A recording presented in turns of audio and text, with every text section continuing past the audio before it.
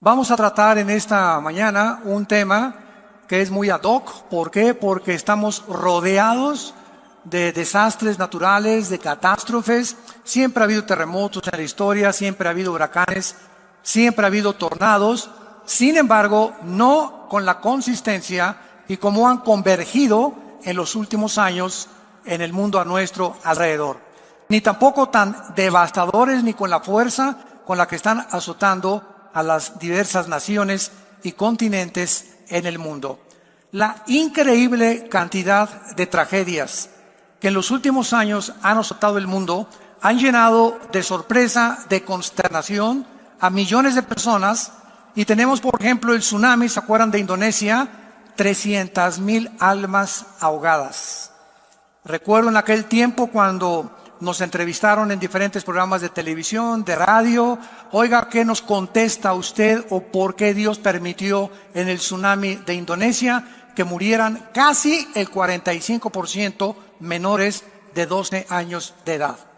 ¿Hay respuestas en la Biblia? Claro que las hay, y es lo que vamos a abordar. El ataque a las Torres Gemelas en el año 2001, en septiembre, 3,000 personas muertas, quemadas, sepultadas bajo cientos de toneladas de escombros, cuando dos aviones que estaban tripulados por 19 terroristas árabes fueron y las dirigieron como misiles en contra de estas dos torres. El huracán Katrina en 2005, ¿verdad? En Nueva Orleans, que casi acaba y arrasa con el puerto de Nueva Orleans. El terremoto de Chile, casi de los últimos que acaban de ver, que movió la inclinación del eje de la Tierra. Esto es impresionante, nunca había sucedido. El terremoto en Haití, la ciudad de Puerto Príncipe completamente devastada. Y ahora tenemos en este año el huracán Harvey en Houston. Gracias a Dios que en Dallas no nos llegó. Llegó en toda la costa del Golfo de México, del Atlántico. Houston, la mitad de la ciudad o más de la mitad completamente inundada. Imagínate levantarte en la mañana, que el agua te llegue simplemente al nivel de las rodillas. ¿Qué haces? Con toda la basura que se desparramó por todas las aguas, los botes de basura, las infecciones, hasta los lagartos se metieron, víboras, culebras. Nadie podía meter las manos al agua sin antes y agarrar una torta o algo porque estaba infectadísima. ¿Y a dónde voy a ir? Al supermercado nadando? Como voy, no tengo ni siquiera un bote. Voy a la farmacia, necesito pañales para mi hijo o leche. De veras, ustedes no tienen idea lo que se vivió en Houston en los últimos semanas. Y ahora, ¿verdad? El huracán Irma, que ahorita precisamente está pegando ya en la península de Florida. Parece que se desvió un poco de Miami, va la tormenta tropical en Miami, se dirige hacia Tampa y hacia el norte de la Florida, que están esperando más de 7 millones de evacuados. ¿Saben ustedes lo que significa eso? 7 millones de evacuados. Tenemos una persona que nos habló, que nos dijo que simplemente de Miami a Orlando, que no es un viaje como de 45 minutos, hizo 24 horas manejando. De la línea de carros tan despacio, porque toda la gente, ¿verdad?, huyendo hacia el norte, hacia Atlanta, prefiriendo, ¿verdad?, rescatar su vida que poder morir. Todas estas tragedias y todos estos acontecimientos nos tienen que recordar las verdades que vamos a continuar a desarrollar. Y todos tenemos que recordar algo en primer lugar. La Biblia dice en Hebreos 9:27 que todos estamos sentenciados a muerte. Porque es necesario que todos nosotros muramos, así está escrito, inmediatamente después de que tú mueras y de que yo muera, viene el juicio. No hay transmigración de las almas, no hay reencarnación, no hay purgatorio, no hay un lugar intermedio. En el momento que tú mueras, en la forma que tú mueras, cuando tú mueras y a donde tú mueras, inmediatamente te enfrentas con Dios. Como Dios, como juez o como tu Salvador. Este mundo, ¿verdad?, es completamente temporal y frágil. Ahora bien, si tenemos en cuenta que todos tenemos que morir, fíjense cómo cambia la perspectiva cuando venimos a la Biblia que cuando estamos lejos de Dios. Si tenemos en cuenta que todos tenemos que morir, cuando mueren 50 personas juntas en un avionazo, cuando mueren 15,000 personas juntas en un terremoto, o cuando mueren 200,000 personas como Indonesia juntas por la inundación, se le llama tragedia. No se le llama tragedia cuando morimos individualmente. Todas esas personas en Indonesia, en las Torres Gemelas, las que murieron en Houston, las que van a morir por los huracanes, todos teníamos que morir, de alguna forma. Pero en el momento que es algo que nos rodea, le llamamos una tragedia. Porque todos quisiéramos morir en una cama, con una enfermera guapa, con aire acondicionado, con un plasma de televisión ahí en tu cama, y que dijeras, adiós mundo cruel, ya nunca te veré. Sin embargo, no es así. Entonces tenemos que recordar que la forma como tú y yo vamos a morir no depende de nosotros. Ya sea un avionazo en la panza de un tiburón, un ladrillazo de un terremoto que te cae en la cabeza, un accidente de tránsito, una bala perdida, un asesinato, cáncer, enfermedades. Todos tenemos algún día que morir. Así que no nos espantemos cuando las personas mueren. No nos tome por sorpresa, porque no puedes tú evitar que ninguna persona viva eternamente. Esta realidad es inevitable porque muchas personas acusan a Dios por la forma como muchos seres humanos mueren. Ahí no tenían por qué morir en ese avionazo. No tenían por qué morir el 45% de los niños en Indonesia que murieron con el tsunami. ¿Sabes una cosa? Cuando yo me puse a investigar acerca de las costumbres en Indonesia, y de esos 45% de niños que murieron menores de 12 años de edad, la muerte, escúchame, la muerte de esos niños fue un acto de misericordia de Dios. Si esos niños hubieran quedado vivos, hubieran sido educados en la brujería, en la prostitución, en el tráfico humano y en todas las desgracias que en esa zona del Asia se siguen practicando. Así que Dios en su misericordia se llevó a todos esos niños, porque la Biblia enseña que de ellos es el reino de Dios.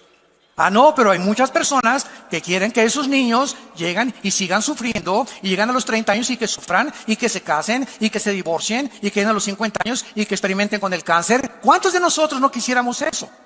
Ahora, ¿qué cosa es mejor? ¿Morir joven o vivir muchos años?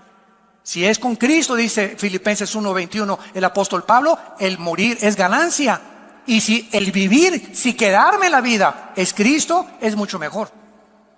Pero así somos nosotros, ¿verdad? Como hay personas que me han hablado, oiga mi hermano, hoy por mi abuelita allá en la Cruz Roja, estamos todos deshechos. ¿Qué edad tiene tu abuelita? 95 años. Pues déjenla que se pinte ya. Hermanos, por favor, oren. Oye, espérame tantito, la pobre señora ya se tenía que ir. Es más, se tardó. Bueno, dichosos los que llegan con salud de esa edad, ¿verdad? Pero queremos que se quede. ¿Para qué quieres que se quede tu abuelita aquí, verdad? Si ella es cristiana, gloria a Dios, va a ser libre. El cuerpo es una prisión. No vengan a orar por ella, pero ¿para qué vamos a orar por ella? Para que se quede 5 años, hasta los 10, 100 años de edad. Que ya no pueda ni caminar la pobrecita, que ya no pueda ni ver la pobrecita. ¿Para eso quieres que se quede tu abuelita? Simplemente porque la quieres tener como tú. La muerte para el cristiano es ganancia. Escapamos, dice la Biblia, bienaventurados los que mueren en el Señor, porque han descansado de sus obras. Entonces vamos a ver claramente por qué ocurren estas tragedias. Número 1, veamos la perspectiva de Dios. Isaías 55, versículos 8 y 9. Porque mis pensamientos, dice Dios, no son vuestros pensamientos. Dice Dios, yo no pienso como tú piensas, Pancho, Carmelita, astrofísico, físico, ateo, escéptico y agnóstico. Yo no pienso como ustedes. Mis pensamientos son muchísimo más altos que la forma como tú ves el mundo, la perspectiva que tú tienes de la muerte, la perspectiva que tú tienes de la vida, la forma como tú ves las tragedias. Entonces, la razón por la cual mis pensamientos son más altos que los tuyos es precisamente una de las razones por las cuales la mayor parte de los ateos, en los 40 años que tengo de compartir el mensaje de la Biblia, he tenido más de 45, 50 ataques y enfrentamientos y debates frente a frente en el radio, en la televisión, con ateos. Y durante el siglo XX, me acuerdo en los 90s, 80s, que fue la cúspide del siglo XX del ateísmo, el 90% de los ateos que hemos debatido durante toda nuestra vida, el 90% de los ateos son personas amargadas contra Dios. Que algo les pasó en su vida, que se enojaron contra Dios porque no pudieron encontrar una respuesta, y como Dios no les contestó porque no sanó a mi hermano, y cuando yo era joven dije que era cristiano, iba a la iglesia y le oré por mi mamacita y mi mamacita se murió, pues ahora ya no creo en Dios. Qué terrible que el hecho de no entender a una deidad y la forma como Él opera en el mundo llegue a los seres humanos a la conclusión de decir, pues es que yo puedo ser más sabio que tú, Dios, y yo si fuera tú, yo no haría lo que estás haciendo, ni permitiría las cosas que estás haciendo. Pero papá, tú no eres Dios, ni yo soy Dios tampoco. Entonces, siguiendo una lógica elemental y asumiendo que Dios es un Dios todopoderoso y que si existe forzosamente, imagínate nada más, somos chapulines comparados con Él. Como si un niño le preguntara a Alberto Einstein, oye Alberto, explícame la fórmula de la teoría de la relatividad, E igual a mc al cuadrado, la energía igual a la masa por la velocidad de la luz al cuadrado. ¿Qué le diría Alberto Einstein al niño, chamaco con cabeza de ostión? Tienes 3 años, 4 años, aunque te la explique no lo vas a entender, porque tienes que pasar aritmética, cuadrados, resta, multiplicación, logaritmos, cálculo integral, álgebra, matemáticas cuánticas. Y entonces cuando evolucione tu mente, no es de que tengas una mente, la mía, la diferencia entre mi mente y tu mente, chamaquito, es que yo estoy más desarrollado que tú. Necesitas más años para comprender. Pues así son las cosas espirituales también. Con la mente de chapulín que tenemos, queremos entender a una deidad superior a nosotros y pedirle cuentas. Y la Biblia le llama soberbia, soberbia intelectual. Cuando miramos la vida desde la perspectiva de la eternidad, lo que a nosotros nos puede parecer, síganme con mucho cuidado, lo que a nosotros nos puede parecer como tragedias, muchas cosas realmente a los ojos de Dios no lo son. Veamos un ejemplo, el más grande de toda la historia humana, la muerte de Jesucristo. Cristo, cuando estaba colgado y con sus manos abiertas en la cruz, ahí abajo de la cruz había 2 grupos de personas principalmente. Un grupo se llamaban los religiosos, otro grupo los griegos, los intelectuales de esa época. Ante los ojos de los religiosos, el hecho que ese hombre colgara en la cruz era una maldición. Porque en el libro de la Torá, en el libro de Deuteronomio, en el Antiguo Testamento, está escrito, maldito el que muere colgado en un madero. Entonces, los fariseos chocaron y vieron que eso decía la ley y la experiencia decía otra cosa. No, es que a los ojos de la ley, tú eres maldito, tú no puedes ser nuestro Mesías. Era una locura para ellos, ni siquiera considerar que la muerte de Cristo era para la salvación de los seres humanos. Y los griegos, por el otro lado, al ver a Cristo colgado en la cruz, de acuerdo a la filosofía griega, que dominó 150 años en el siglo de oro antes de Jesucristo, los dioses de Neptuno y los dioses de Zeus y los dioses, los titanes de los griegos, era imposible que en toda la mitología griega pudiera existir ninguna historia en la que un padre o un dios tratara de matar a su hijo o no rescatara a su hijo cuando estuviera sufriendo de manos de los humanos.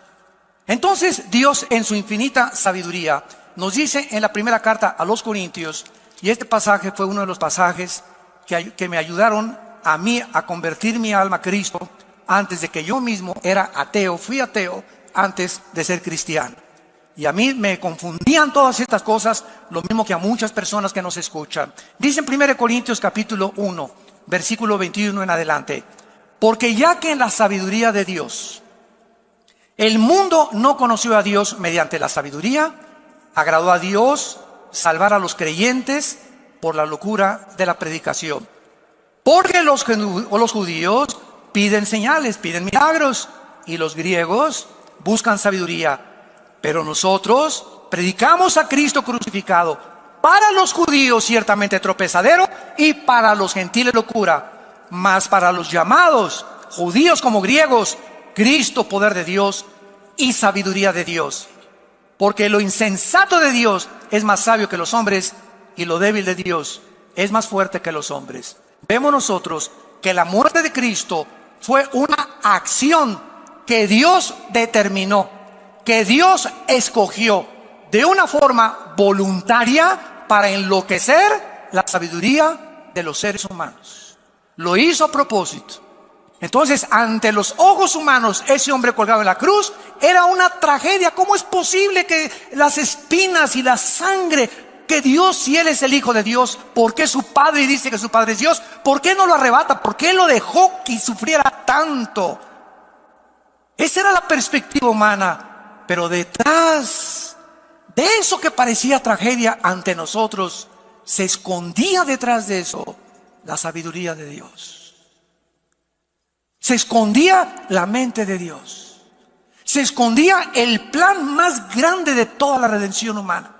Porque Dios escoge lo insensato para nosotros, para tratar de enloquecer nuestra propia sabiduría y nuestra forma de pensar. Porque ningún ser humano, como acabamos de leer, a través de la investigación científica o de un análisis intelectual o clínico o filosófico, nunca un ser humano podría llegar a conocer a Dios. Dios tuvo que bajar del cielo hace 2000 años en la persona de su Hijo Jesucristo. Y Jesucristo tuvo que venir a revelarnos al Padre. Él lo dijo en Mateo 11. Nadie conoce a Dios más que el Hijo, y a quien el Hijo lo quiera revelar. Así que el mensaje es el siguiente: cualquier persona que nos escucha que quiera conocer a Dios, nunca lo vas a conocer si antes no conoces a su Hijo. Es Cristo el que reveló al Padre. Es Cristo el que actuó bajo el Padre. Es Cristo el que hacía los milagros a través del Padre. Él vino a revelar al Padre. Y el que agrada al Hijo y conoce al Hijo, comienza a conocer quién es Dios, quién es el Padre. Así que no lo vas a conocer en flor de loto en Chapultepec, ni a través del yoga, ni a través de las filosofías orientales, ni a través de Buda, ni de Confucio, ni de Hare Krishna, ni del Dalai Lama, ni de Mahatma Gandhi. La única persona que ha existido en la historia, que ha bajado del cielo, que ha muerto en una cruz, ha sido enterrado, sepultado y resucitado a los 3 días, se llama Jesús.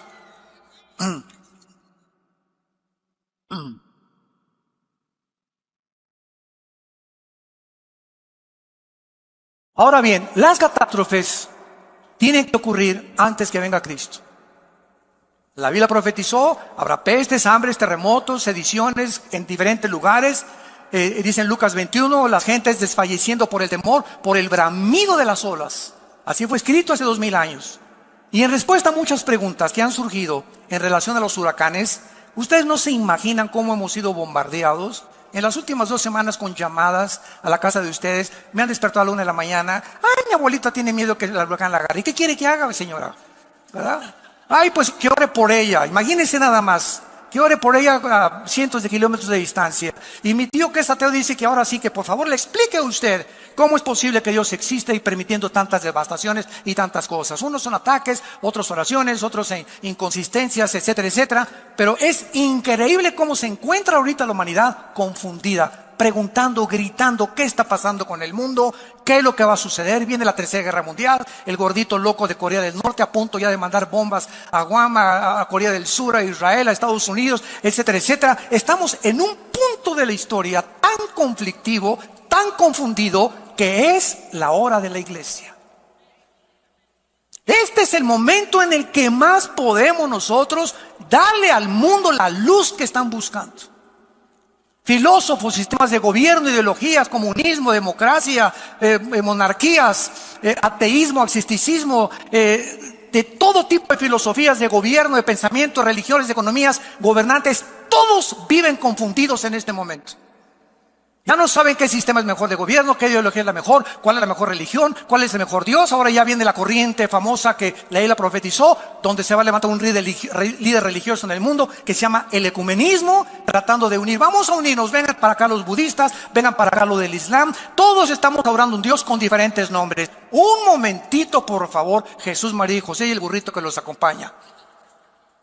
¿Cómo que son diferentes nombres con el mismo Dios? De ninguna manera. A eso vino Jesús al mundo, como un hombre radical, a decirnos: nadie va al Padre si no es por mí. Ese radicalismo de Jesús: yo soy el camino, no hay ningún otro camino. Yo soy la verdad, no hay ninguna otra verdad. Y yo soy la vida. Eso es lo que hace que el mundo le acuse y nos acuse a nosotros de intolerantes. Siempre que he tenido yo debates con rabinos, con budistas, con musulmanes, es que usted es intolerante. Usted nada más Jesús. Así es porque Él lo dijo. Yo soy la resurrección y la vida. Yo soy el pastor y doy mi vida por las ovejas. Ni tu Buda, ni Mahoma, ni Mahatma Gandhi, ni el Dalai Lama, ni Hare Krishna, ni nadie ha dado su vida y ha dicho, voy a morir a los 3 días y voy a resucitar. Entonces nos enfrentamos en algún tiempo en el mundo en el que tenemos ya para poder tener respuestas. Todos tenemos que morir, ya lo vimos, y la pregunta no es si vas a morir, porque ese es un hecho, esa es una verdad. La pregunta es, ¿estás tú preparado para el día que Dios te llame, encontrarte con Él como juez o como salvador? Yo te pregunto en esta mañana y a los que nos escuchan, no importa que sea tsunami, que sea un accidente de tránsito, todos tenemos que morir. La pregunta es, ¿estás preparado para morir?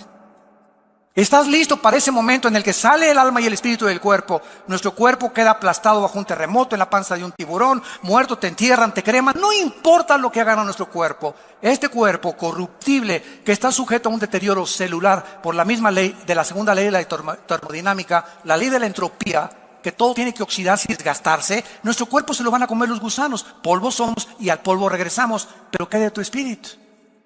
¿Qué de tu alma? ¿Qué de esa parte invisible, espiritual, que la Biblia nos muestra que somos internamente? ¿Y qué es lo que tiene valor verdaderamente? ¿Qué vas a hacer del día de tu muerte? ¿Tú crees que Dios te dé la oportunidad de arrepentirte como te le está dando ahorita? Número 2. Las tragedias nos enseñan también a valorizar la vida. ¿Saben ustedes qué palabras expresaron las personas que fueron evacuadas ahora? Mi esposa y yo lo veíamos continuamente en la televisión. En el huracán Harvey en Houston, Texas, nadie estaba lamentando, mi televisión se quedó allá, mis palos de golf, mi caja con mis joyas.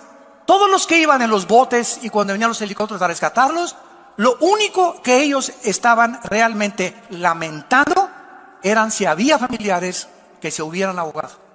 Pero en cuanto veían a un hijo, o ahí está mi papá, o ahí está mi mamá, no les importaba nada de lo que había sido destruido, ni cómo van a enfrentar el futuro. Mamita, me importa que tú estés vivo, hijos, estamos vivos, somos una familia, vamos a seguir adelante.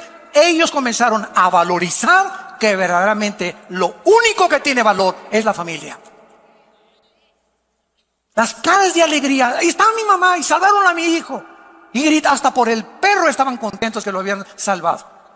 Ninguno de ellos comenzó a decir, ¿por qué no sacaron mis palos de golf? ¿Por qué no me sacaron las refacciones que tenía en mi garage? Nadie lamentaba su televisión, su carro o sus bienes materiales. Se lamentaban por la gente perdida, ahogada, y se alegraban por sus familiares salvados. Jesús dijo en Lucas 12:15, la vida del hombre no consiste en los bienes materiales que posee. No importa lo rico que hayas alcanzado en esta vida, ni los millones que hayas logrado. ¿Sabes una cosa? Todo eso se va a deshacer como la polilla. Y quiero decirte algo, Dios ha ido advirtiendo lo siguiente, Dios no está en contra de los ricos. 1 Timoteo capítulo 6:17, no les dice que vendan todo, les dice que no es el dinero el pecado, sino el amor a lo que tienen, que no guarden de más. Entonces, recordamos 2008, la bolsa de valores cae 777 puntos. 62 billonarios, no millonarios, billonarios se suicidaron. Oiga, pero si tenían, no millones, billones, pero no los tenían debajo de la almohada ni el colchón. Todo ese dinero que tú crees que los ven los millonarios, lo tienen invertido. O bienes raíces, propiedades o en acciones. Y se desploman las acciones y se quedan completamente en la ruina. Y como todo su corazón y toda su motivación era el dinero, mientras tuvieran ese dinero, dormían a gusto, desaparece donde tenían puesto su corazón en una fábrica de ídolos. Y cuando el ídolo se derrumba, ellos ya no quieren seguir viviendo. ¡Qué tristeza! Dios deshace como polilla, dicen los salmos, lo más apreciado del hombre. Todas esas personas en Houston, ¿cuándo se imaginaron que de la noche a la mañana, se iban a quedar con los chones con que salieron de su casa? Y no fue eso todo el susto, escuchen esto. Descubrieron días después que las compañías de seguros no aseguran casas por inundación para acabarla de amolar. La compañía de seguros no hay pólizas, y si tú la quieres comprar te cuesta muchísimo más. Está garantizado contra incendios, un árbol que le caiga el techo, una explosión de gas dentro de la casa, pero no por inundación. Así que miles de personas ahora en Houston y en Miami se van a quedar sin casa y van a comenzar de ceros su propia vida. Perdieron sus pasaportes, perdieron sus identificaciones, su seguro social, perdieron todo absolutamente de la noche a la mañana. ¿Estás tú preparado para alguna tragedia de estas? Enfrentarla con la paz que sobrepasa todo entendimiento y decirle: el Señor Dios dio, el Señor Dios quitó, sea bendito el nombre de Jehová. Como lo hizo un hombre en la Biblia llamado Job, cuando de la noche a la mañana perdió sus propiedades, su ganado, sus hijos, y para acabar de amolar le dejó la esposa. Y lo digo de amolar, ¿verdad? No porque sea malo estar casado, simplemente porque la esposa comenzó a maldecir a Dios. Y comenzó a maldecirlo a Job también. O sea, le dejó la última espina todavía a Job. Pero lo más lindo, ¿verdad?, es que vemos que al final del libro tienen el doble de hijos, le deja la misma esposa, le trajo a Miss Universo, y fue un hombre felizmente murió felizmente. Entonces, las tragedias nos enseñan a valorizar la vida. Además, las tragedias unen a toda clase de personas. Los salvavidas, cuando vino ahora el huracán en Houston, no le decían a los que estaban flotando, ahogando: ¿eres del PRI o del PAN? ¿Eres blanco o eres negro? ¿Tienes feria o no tienes feria? ¿Tienes plata o no tienes plata? ¿Verdad? Ni de esas cosas. El rescate no era para los ricos, ni para los pobres, ni para los blancos, ni para el partido. Ahí nos damos cuentas de qué forma en las tragedias no hay color de piel, no hay partidos políticos, no hay ideologías, no hay nada. Todos somos seres humanos, creados a la imagen y la semejanza de Dios. Y todas las cosas que nos dividen, tonterías, ¿verdad?, que se llegan a matar porque tú eres de otro partido. Pues tú le vas a las Chivas o a la América y te voy a agarrar botellazos, porque yo soy americanista. Y si sale el camión de la UNAM de los Pumas y sale otro camión, le rompe los cristales y lo voltea porque le ganaron a los Pumas. Qué increíble es el ser humano, y de cómo las pasiones combaten dentro de nosotros por minimidades, por tonterías. Y finalmente encontramos también, ¿verdad?, que el mundo no va a funcionar nunca sin Dios. Un desastre como este huracán nos recuerda que este mundo no funciona, pero el próximo sí lo hará. Y ese fue el sentimiento de todos los santos a través de la Biblia. Dice en Hebreos 11, versículo 13: conforme a la fe murieron todos estos, tanto los mártires como los no mártires, sin haber recibido lo prometido, sino mirándolo de lejos, creyéndolo, saludándolo y confesando que eran extranjeros, peregrinos sobre la tierra, porque los que esto dicen claramente dan a entender que buscan una patria. Pues si hubieran estado pensando en aquella de donde salieron, ciertamente tenían tiempo de volver, pero anhelaban una mejor, esto es, celestial. Por lo cual Dios no se avergüenza de llamarse Dios de ellos, porque les ha preparado una ciudad. Todos estos hombres que han muerto atrás de nosotros, desde el siglo XX hasta atrás, y que han seguido a Jesucristo, nunca consideraron que esta vida era eterna. Todos aceptaron la perspectiva: soy peregrino en este mundo, mi vida va a pasar así. Los que ya pasamos del 5º piso lo sabemos. Así pasa la vida, pero así. Vemos los nietos, los hijos, y nos damos cuenta qué rápido envejecemos. Y comienzas a valorar qué es lo más importante para la vida. Y nos damos cuenta la vanidad, la vaciedad, la falta de propósito y de sentido que la mayor parte de los seres humanos tienen. Todos luchando. ¿Qué vas a estudiar? Una carrera donde pueda haber más feria. ¿Y de quién eres compadre? De mi compadre el diputado, que me va a ayudar a conseguir un puesto para poder seguir robando. ¿Y qué es lo que anhelas en la vida? Hacer dinero, ser como Steve Jobs y fundar una opción como Apple, y ganar dinero por acá, o ser un músico conocido. Y ya cuando alcanzas esto, van a ustedes a concluir como están concluyendo las estrellas de televisión y de cine del siglo XXI. Y lo digo porque es público. Entrevistaron hace poco a Madonna y le preguntaron que qué pensaba ella que pasaba ya de los 50 años de edad, y contestó: sufro de pensar que en el momento que ya no tenga público, ¿qué voy a hacer? Porque mi adrenalina y la forma en la que me sostiene es el público, y sin público yo me moriría.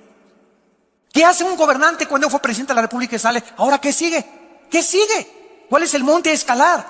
¿Cuál es el monte a escalar? Cuando Elvis Presley descubrió, ¿verdad?, de que la vida era fatua, con millones de seguidores, con mujeres, y comienza a drogarse. Michael Jackson y todos los artistas, deportistas, boxeadores, políticos, que llegan a los 40, 45 y 50, alcanzaste lo que querías, ¿y después qué?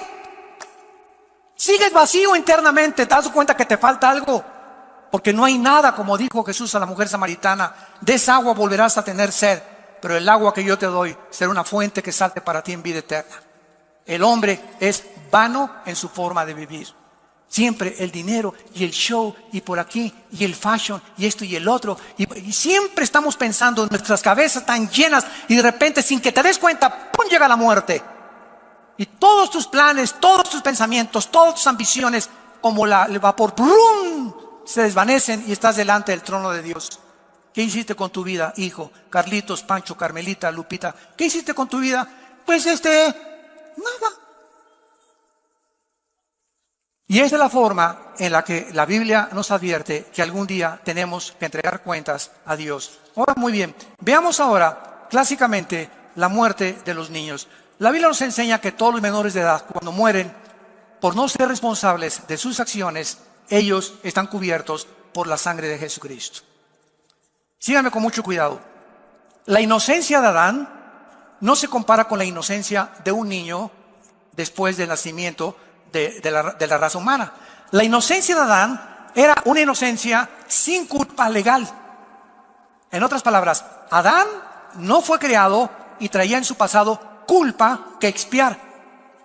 Nació sin absolutamente nada en la que Dios no le podía decir, pues tengo que pagar por ti, y etcétera, etcétera, porque él no había pecado.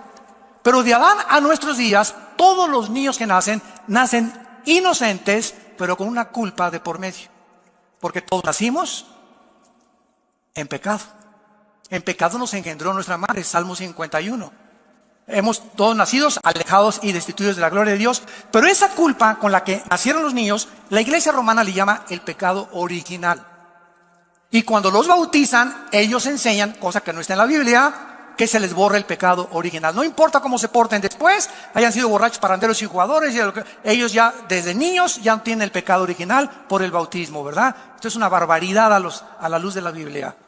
Entonces, ese pecado original, que es el con el cual nacimos, al adquirir conciencia, los niños, 7, 8 años de edad, comienzan a adquirir responsabilidad de los padres para que les den el plan de la salvación, y a esa edad rescatarlos de esa culpa para que no crezcan en su adolescencia con ella, que crezcan con Cristo a los 7, 8, 9 años de edad, tal vez ya hasta muchos antes, y poder comenzar a encaminarlos en caminos que conducen a la justicia, la santidad y la verdad de Dios. Qué grande responsabilidad ser padre de familia, qué enorme responsabilidad. Ahora, la muerte para el cristiano, ¿verdad?, es muy diferente. No importa cómo muramos, no importa las tragedias que atravesemos, la Biblia nos llena de esperanza. Por ejemplo, el Salmo 116, apúntalo, porque te puede servir para las personas que mueren y leérselo. Dice el Salmo 116, versículo 15, estimada es a los ojos de Jehová la muerte de sus santos. Cuando un cristiano muere, Dios y los ángeles dicen, alabío, alabao, alabim bomba, ya viene, ra, ra, ra. Y aquí, ay, ¿para qué te lo llevaste? Porque el instinto de sobrevivencia nos hace actuar de esa manera. Nosotros queremos que todos, ¿verdad?, nuestros seres queridos se queden hasta los 80, hasta los 100, hasta que con nosotros. Porque esa es la tendencia del ser humano. Porque no sabemos qué hay después de la muerte. Pero Jesús vino a quitarnos la cortina, a descorrer el velo y mostrarnos que cuando un cristiano muere, no se imaginan el paraíso a donde están nuestros seres queridos, o hermanos o hijos que se hayan muerto. Ellos se encuentran, ¿qué Disneylandia, ni qué Renoventura, ni qué nada, ni qué Riviera Maya? Se encuentran descansando, contentos, con el pandero, alegres, en un lugar millones de veces mejor que este basurero de planeta donde tú y yo vivimos. Pero queremos que regresen y se queden con aquí. Hay hermanos que también han dicho, hermano, ayúdame a resucitar al muertito. Es cristiano, sí, déjenlo, ¿para qué quiere? Se va a dar un susto si regresa. Imagínense nada más, ¿no? Es que Cristo dijo que resucitar, espérame un tantito, lo hizo para demostrar su deidad. Pero ¿para qué quieres que resucite? ¿Para qué quieres que regrese de basurero? Está mucho mejor en el otro mundo que vive. Pero así somos los seres humanos. Dice la Biblia en Hebreos capítulo 14, versículo 32, lo mismo acerca de la muerte para los cristianos. Proverbios 14, 32. Por su maldad será lanzado el impío, mas el justo en su muerte tiene esperanza. No hay ninguna esperanza para el que muera y nos esté escuchando ahorita sin Cristo. Si tú mueres en este momento que escuchas este mensaje, hoy en la tarde, o tal vez dicen que vienen terremotos más grandes a México, te cae un ladrillo de la chimenea en tu cuarto y no amaneces mañana y no te volvemos a ver. Tú mueres sin Cristo, no lo digo yo, lo dice este libro que se llama la Biblia. Tú vas a ser condenado eternamente, lejos de la presencia de Dios. Y cuando estés en la otra vida, siempre recordarás que Dios te habló a tu corazón en esta mañana. Y yo estoy seguro que cuántos de ustedes, y hay cantidad de millones de personas que ahorita no están escuchando, que Dios les está hablando por última vez. Que ya no va a tratar Dios con tu vida, te ha hablado muchas veces, pero por tu corazón endurecido amontonas ira para el día del juicio justo de Dios. Y vemos también en Isaías 57, este pasaje me encanta. Isaías 57, perece el justo y no hay quien piense en ello.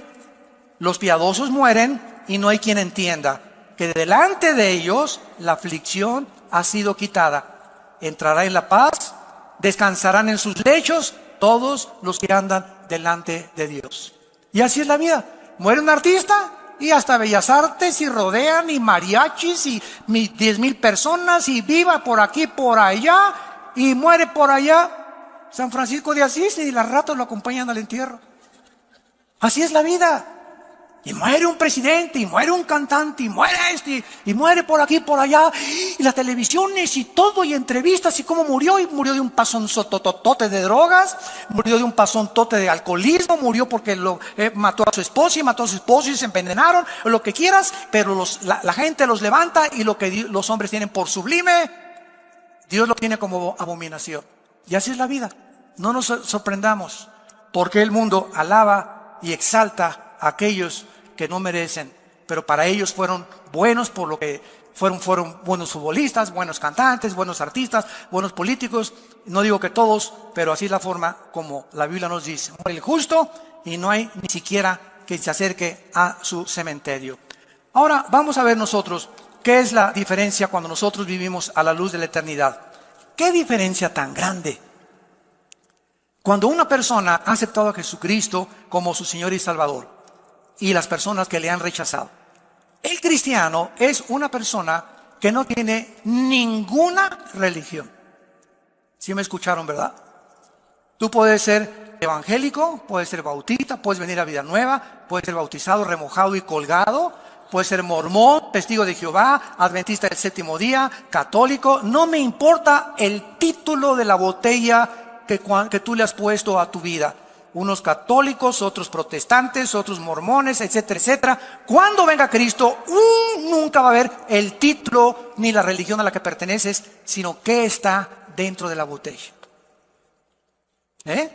Así que no importa el título que, pues yo no soy católico, pues porque me bautizaron y crecí en un lugar católico. ¿Sabes una cosa? Tú puedes ser católico e irte al infierno. Tú puedes ser mormón e irte al infierno. Tú puedes ser evangélico e irte al infierno. No es la religión la que nos salva, entendámoslo por el amor de Dios. Dice 1 Juan capítulo 5, el que tiene al Hijo tiene la vida.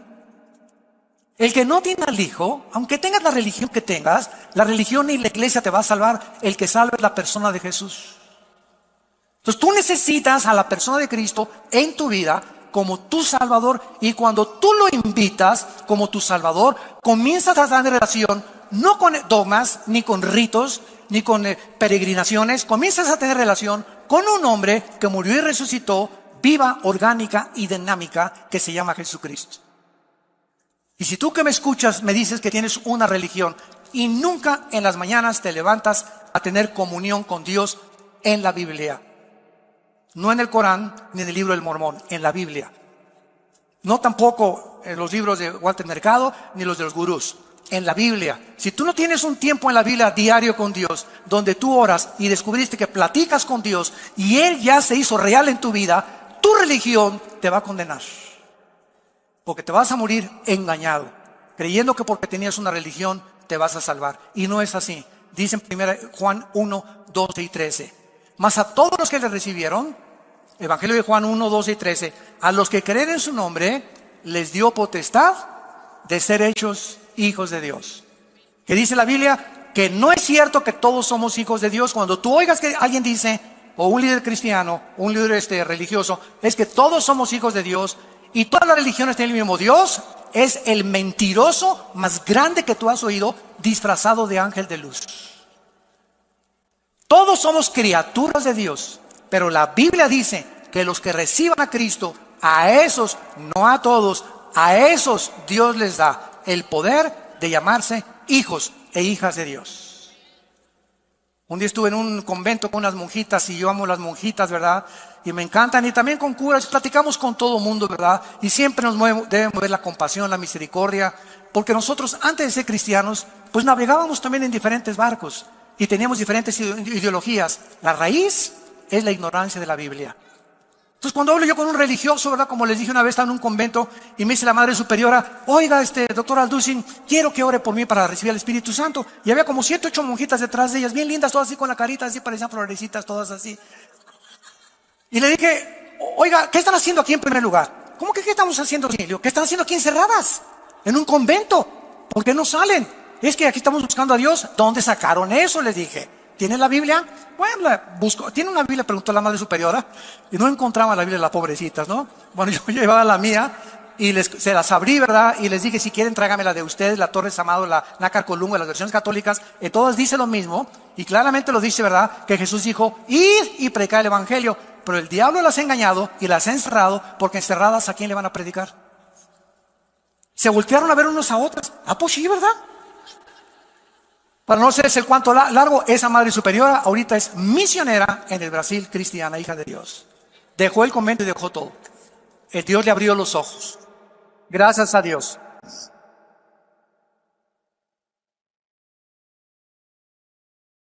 Jesús profetizó a sus discípulos que vendrían estos tiempos, aumentaría en el mundo las guerras, el hambre, el odio, la falta de amor, la deshumanización y la falta de afecto natural.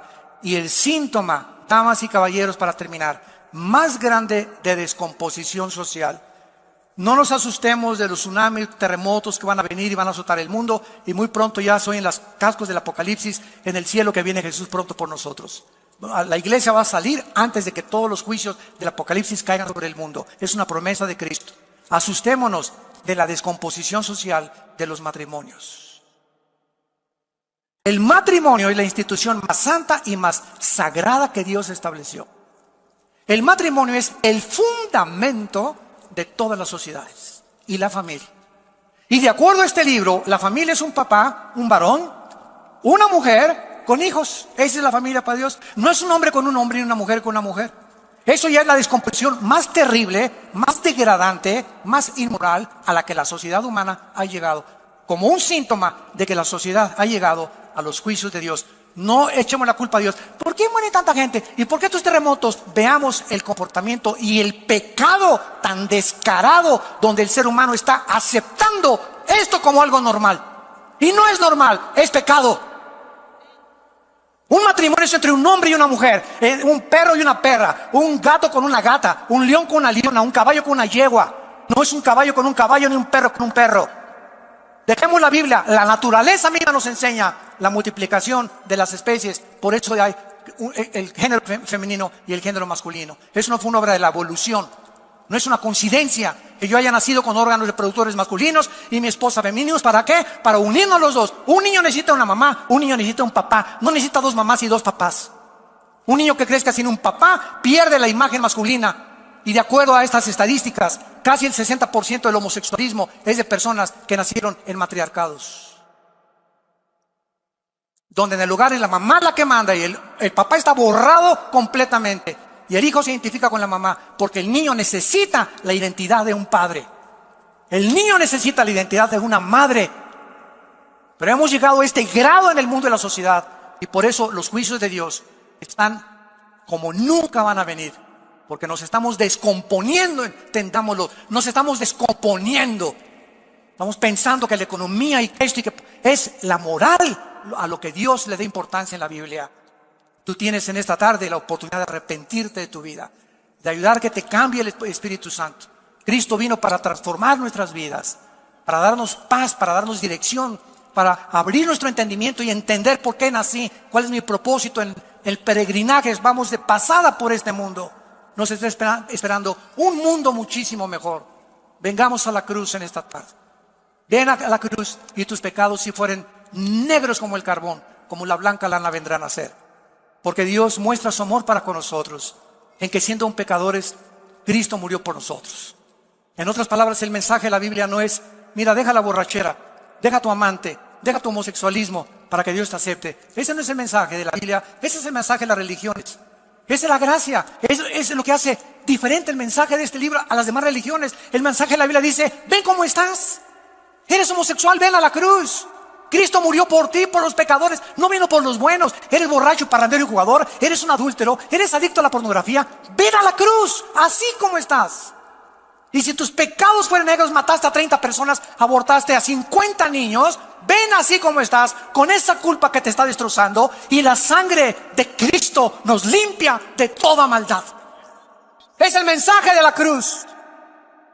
Vengan como están. Ven cómo estás. No digas: es que yo quiero primero cambiar. Es que nunca lo vas a hacer.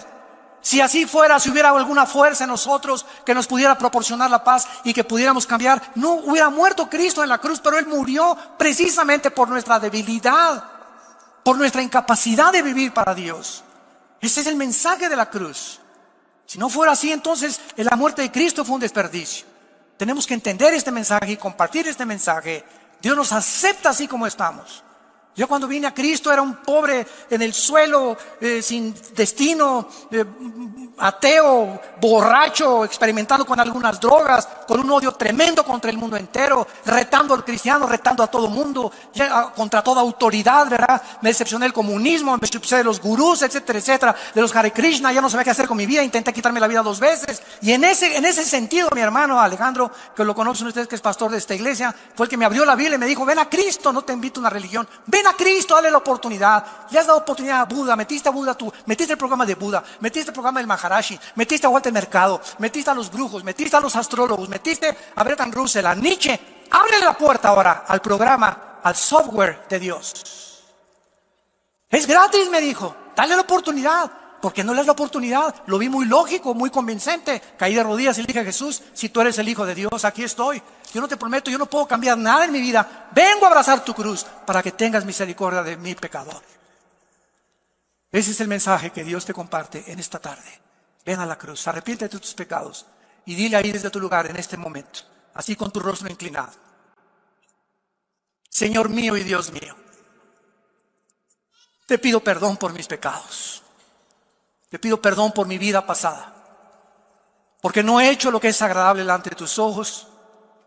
Y he descubierto esta mañana que tampoco puedo yo cambiar.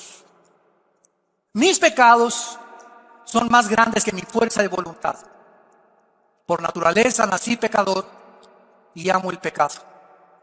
Y ahora he comprendido, al oír el mensaje de la Biblia, que en esa cruz tú tomaste mi lugar con todos mis pecados que en este momento tengo, y a tu Hijo lo castigaste en mi lugar.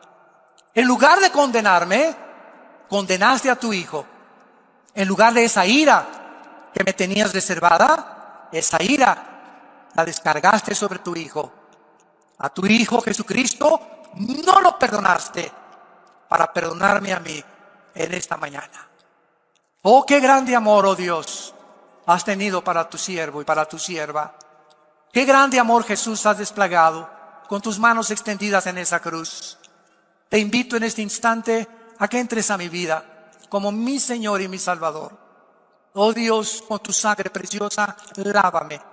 Me arrepiento sinceramente de mi vida y entra a mi corazón para darme el poder de ahora, en la corta vida que me queda, vivir para ti, para conocerte, alabarte y darte a conocer mi familia, mis amigos y a todas las personas con las que me quieras rodear, porque te lo pido en el nombre de Jesús. Amén.